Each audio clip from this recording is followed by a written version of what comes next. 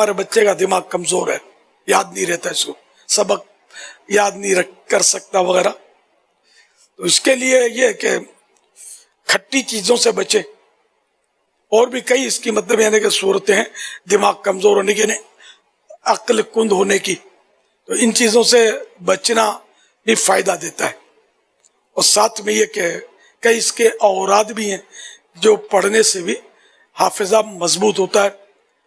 اب یہ کہ چھوٹا بچہ ہوتا ہے یہ خود تو پڑھ نہیں سکتا، اس پر دم کرنے کا بھی طریقہ ہوتا ہے، میں وہ بھی عرض کرتا ہوں انشاءاللہ. اور بڑا جو ہے وہ پانچوں نمازوں کے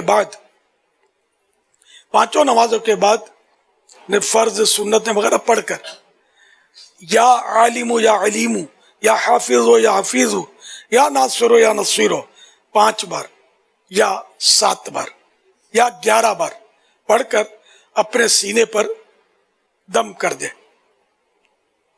اور چھوٹے بچے کے لیے سر پر ہاتھ رکھ کر 5 نمازوں کے بعد یا قویو 11 بار، یا قویو 11 بار 5 نمازوں کے بعد سر پر سیدھا ہاتھ رکھ کر پڑھیے، انشاءاللہ اس سے بھی حافظہ مضبوط ہوگا.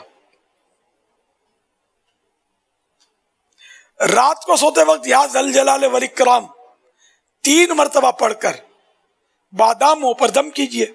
1 بادام اسی وقت، 1 صبح نہار منہ یعنی خالی پیٹ، اور 1 کھائیے.